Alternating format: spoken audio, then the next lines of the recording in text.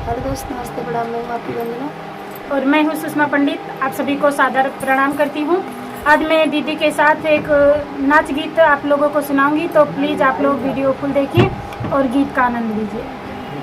पियवा से दूरी साहब कैसे, पिया से दूरी साहब कैसे, पिया जइहा विदेशवा रहब कैसे, पिया जइहा विदेशवा रहब कैसे।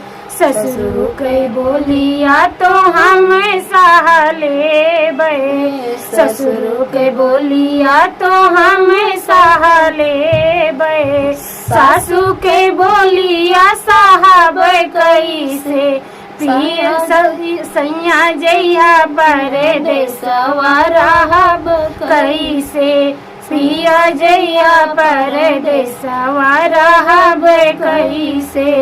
जेठवा के बोलिया तो हम सह लेबै, जेठवा के बोलिया तो हम सह लेबै, जेठनी के बोली साहब कैसे, जेठनी के बोली साहब कैसे, पिया जइहा परदेसवा रहब कैसे, सैया जइहा परदेसवा रहब कैसे।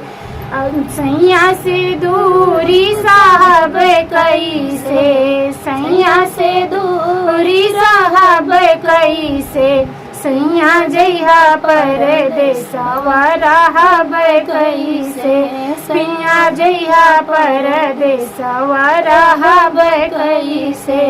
देवर के बोलिया तो हम सह लेबै, देवर के बोलिया तो हम सह लेबै, ननदी के बोलिया साहब कैसे, ननदी के बोलिया साहब कैसे, पिया जइहा परदेसवा रहब कैसे, पिया जइहा परदेसवा रहब कैसे।